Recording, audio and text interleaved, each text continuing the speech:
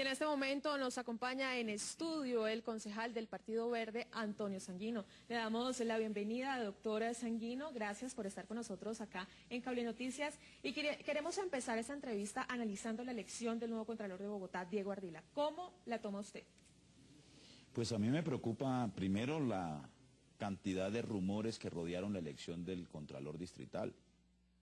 Yo mismo incluso tuve resistencias a votar por el doctor Ardila. En mi propia bancada voté por otra candidata, por la doctora Soraya Vargas.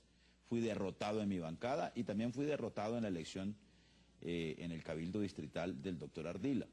Y mucho más preocupante aún, las denuncias que se han conocido luego de la elección del doctor Ardila.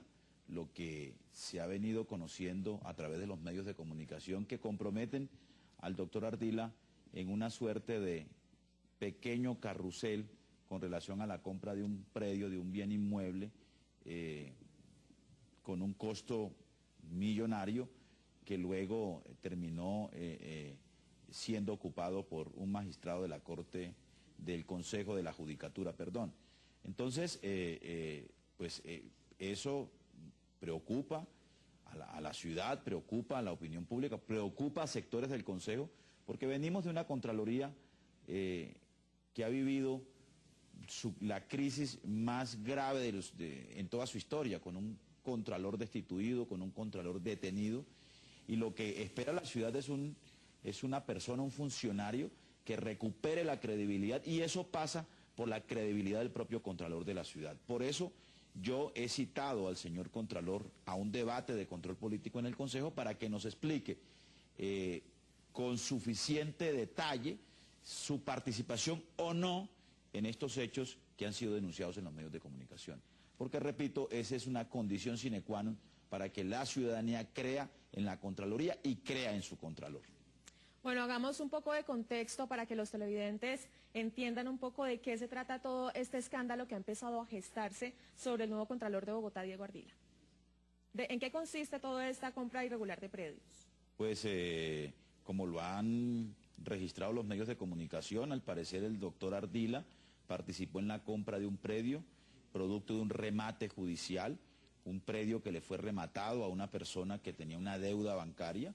El doctor Ardila adquiere ese predio por un valor de 370 millones de pesos, un predio que tiene un área de 3.400 metros cuadrados en el norte de la ciudad, es decir que según la propietaria ese inmueble tenía un valor de por lo menos 1.200 millones de pesos, y luego ese mismo predio termina en manos de un magistrado del Consejo de la Judicatura, del doctor Ovidio Claros, de quien el propio doctor Ardila ha reconocido tener, una relación muy cercana, muy estrecha, de tal suerte que esto deja un mal sabor, y yo sí quiero tener la certeza de que no pusimos en la Contraloría, no elegimos en la Contraloría una persona sobre el que hay un manto de duda como el que se ha conocido en la opinión pública en los últimos días. Bueno, pero el remate de la compra de este predio se hizo, ¿es una acción que se hace de manera privada o es algo público? Pues es un negocio comercial, realmente, es un negocio comercial. El problema es que, digamos, la abogada de la dueña del predio denuncia presiones de parte del Consejo Seccional de la Judicatura, y el que finalmente termina ocupando y beneficiándose de ese bien inmueble es un magistrado del Consejo de la Judicatura, y eso es lo que deja mal sabor en todo esto.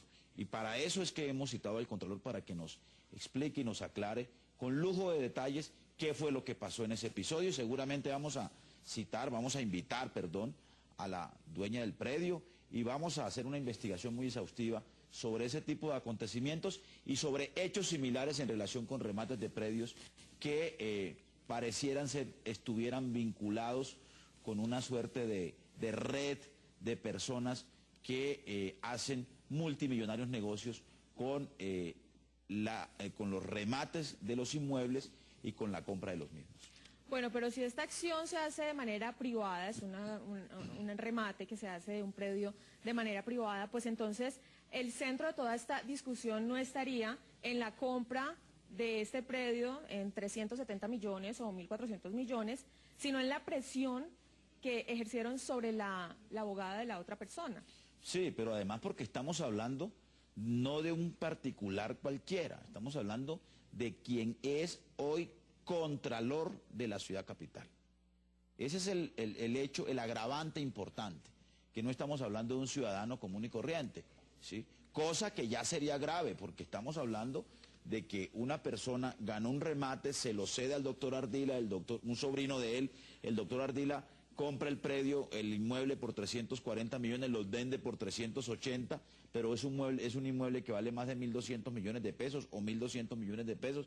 En fin, ya el hecho de que hubiera ocurrido en medio de, digamos, hubiera comprometido solo a particulares es grave. El agravante adicional es que estamos hablando, el personaje central de esta historia es el Contralor de Bogotá, que recién elegimos esta semana. Muy bien, doctor Sanguino. Pues, muy bien, y continuamos con el doctor Antonio Sanguino, concejal del Partido Verde. Continuamos entonces con nuestra discusión. Me decía usted fuera de cámaras que no fue normal la manera en cómo fue expropiado el predio a la señora, la propietaria de este predio. ¿Cómo es esto? Cuéntenos. Pues ha habido una denuncia muy concreta de parte de la expropietaria de esta casa, de este bien inmueble. Ella dice que hubo un procedimiento, digamos, anormal, por decirlo menos, en el proceso de expropiación de su vivienda y en el proceso de remate. Los abogados de la dueña del inmueble afirman además que hubo precipitud por parte del juez o de la jueza que estaba encargada del proceso de remate. El remate lo gana un sobrino del señor Contralor. A los 3 días, esta persona le cede los derechos de la compra del predio y luego se lo vende al magistrado Ovidio Claros por una suma por encima de 40 millones de pesos a la suma con el que lo adquirió, más o menos unos 420 millones de pesos, creo que es la cifra. De tal suerte que, ese carrusel es lo que deja muchas dudas. Pero además, recuerde usted que el Consejo de la Judicatura es el organismo encargado de vigilar, ¿no?, y de sancionar la conducta de los abogados y de los jueces de la República. Luego, entonces, la propia abogada ha denunciado que hubo presiones indebidas del Consejo de la Judicatura, que era la abogada que estaba defendiendo a la propietaria del predio. Todo esto suena muy mal. Esto lo vamos a detallar en el debate que vamos a hacer en el Consejo de la Ciudad. Y por eso es muy importante que el señor Contralor acuda para que aclare cuál fue su participación, cuál fue su conducta en estos hechos. Si, por supuesto, él nos logra demostrar que no hay nada irregular, que él actuó con arreglo a la ley, que no, no hubo una suerte de carrusel ni una suerte de testaferrato en favor de un tercero en la participación que él tuvo en el negocio, pues no hay ningún problema y seguramente el Consejo va a expresarle la ratificación de la confianza en su nombre y en su condición de Contralor.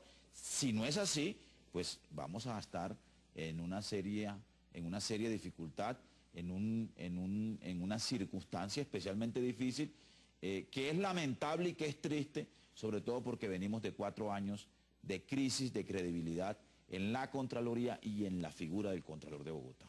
¿Cuándo se va a realizar este debate en el que está citado el Contralor Diego Ardila? Pues vamos a ver si lo hacemos en los próximos días. Por fortuna, este debate ha sido también apoyado por concejales como Juan Carlos Flores de la ASI, por concejales como la doctora María Victoria Vargas del Partido Liberal, y vamos a deliberar y a discutir con el señor Contralor sobre este caso en específico.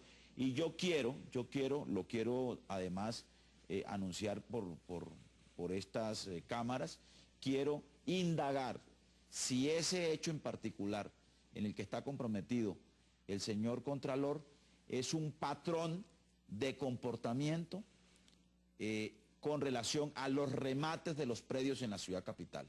Y si efectivamente estamos en presencia de una estructura delictiva, ¿sí?, que está produciendo enormes y multimillonarias ganancias de manera ilegal. Precisamente hacia allá iba mi siguiente pregunta. ¿Este sería solamente uno de los predios o también podrían existir otros procesos? Pues se está hablando de que existe una banda que le llaman la banda de los chulos, que está pendiente de los remates en los juzgados. Pues vamos a indagarlo, vamos a ver si estamos, repito, frente a un hecho que no es casual, sino que corresponde a un patrón de comportamiento de una modalidad delictiva que la ciudad no ha conocido y que las autoridades aún no han podido perseguir adecuadamente. Muy bien, doctor Antonio Sanguino, pues se nos quedan muchos temas fuera del tintero, esperamos tenerlos muy pronto otra vez acá en Cable Noticias, acompañándonos en estudio, y gracias por atendernos esta tarde. A usted, es momento de hacer una pequeña pausa, pero antes los dejamos con los titulares de los hechos más importantes hasta el momento.